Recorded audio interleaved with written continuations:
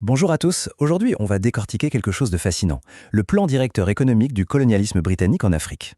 On va voir vraiment pièce par pièce comment un empire a pu construire une machine économique entièrement tournée vers ses propres intérêts. Alors, la grande question, c'est celle-là. Comment est-ce qu'on conçoit, de A à Z, une économie pour servir un empire? Comment des terres, du travail, des ressources, comment tout ça est transformé en une gigantesque machine à profit? C'est exactement ce système qu'on va démonter ensemble. Alors, pour y voir clair, on va procéder en 4 temps. On va d'abord regarder le schéma d'ensemble, le blueprint si on veut. Ensuite, on plongera dans la question cruciale de la terre.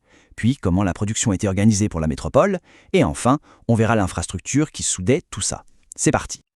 Ok, on attaque avec la première partie. Il faut bien comprendre un truc. Il n'y avait pas un grand manuel théorique du colonialisme, non.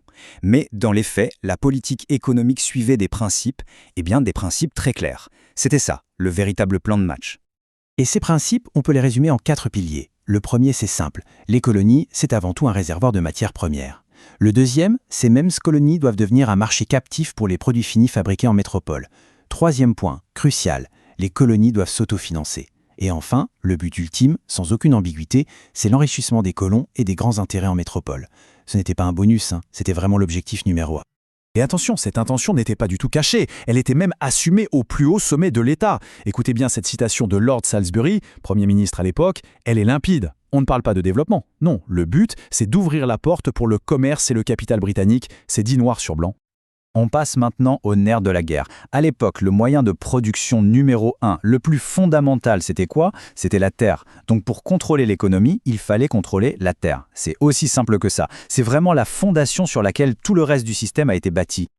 Mais là, l'approche britannique n'a pas été la même partout. Loin de là.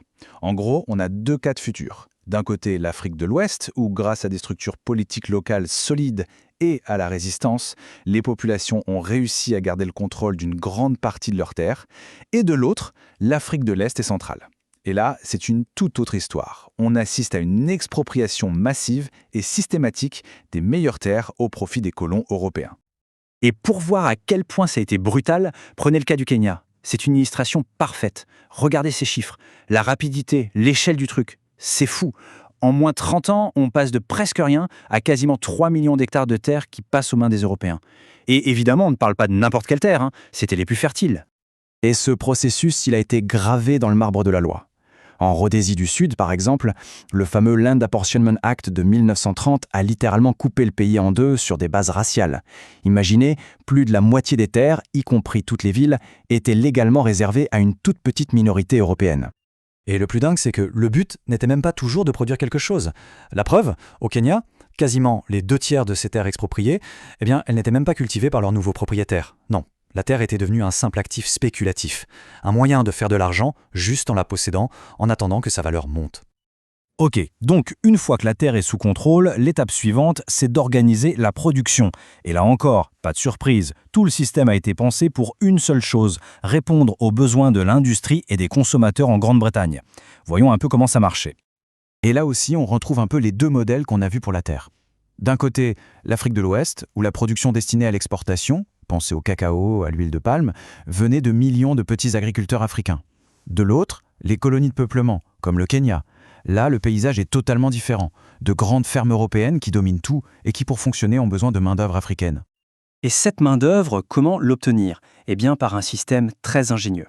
Étape 1, on prend les terres aux gens. Ça les rend dépendants. Étape 2, on leur impose des taxes payables uniquement en cash. Ça les force à aller chercher un salaire. Étape 3, on légalise carrément le travail forcé. Et enfin, étape 4, on met en place des passeports de travail pour être sûr que personne ne sorte du rang. Sur le rôle de l'impôt, il n'y a aucun doute à avoir. C'était totalement explicite. Il suffit de lire cette citation du gouverneur du Kenya de 1913. L'impôt, ce n'était pas juste pour remplir les caisses de l'État. C'était un levier, un instrument pour forcer les Africains à quitter leurs terres et à aller travailler pour les colons. Et un des outils de contrôle les plus connus, c'est le Kipande au Kenya. Ce n'était pas juste une carte d'identité, c'était un livret qui vous enchaînait légalement à votre employeur. Si vous quittiez votre boulot sans sa permission, vous commettiez un délit, vous pouviez aller en prison. Un moyen redoutablement efficace pour contrôler la main-d'œuvre. Regardez l'effet de tout ça sur l'économie. C'est radical. En 1913, le secteur africain dominait les exportations. À peine 20 ans plus tard, la situation est complètement inversée. Ce sont les fermes européennes qui tournent grâce à ce système de travail contraint qui génère maintenant plus des 3/4 de toutes les exportations. Le basculement est total. Il nous manque la dernière pièce du puzzle, l'infrastructure. Parce que pour que toute cette machine fonctionne, il faut bien les tuyaux, non? Des routes, des chemins de fer, des banques. Mais attention, ces infrastructures avaient un but bien précis, faire remonter les richesses de l'intérieur des terres vers la Grande-Bretagne, le plus vite et le plus efficacement possible. Et c'est ça le point absolument crucial. Prenez les chemins de fer. Le but n'a jamais été de connecter les populations entre elles ou de créer un marché intérieur. Non, leur tracé suivait une logique purement extractive, d'une mine ou d'une zone de plantation jusqu'au port le plus proche. C'est tout. Et le système financier, c'était le même combat.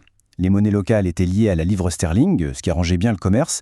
Les banques, toutes britanniques, ne prêtaient qu'aux Européens.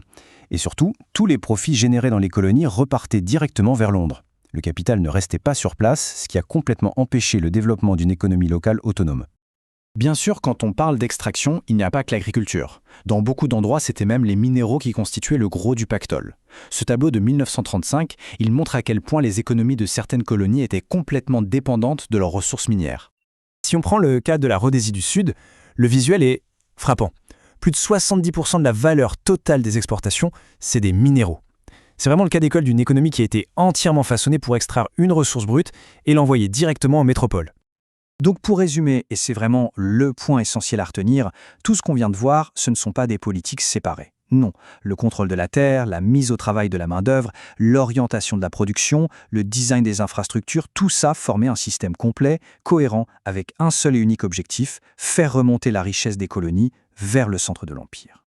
Alors voilà, l'ère coloniale, sur le papier, c'est terminé. Mais la question se pose, est-ce que ces structures économiques ont vraiment disparu? Cette spécialisation dans les matières premières, cette dépendance vis-à-vis des marchés mondiaux, quels sont les échos aujourd'hui de ce modèle dans les relations économiques internationales? La question reste ouverte.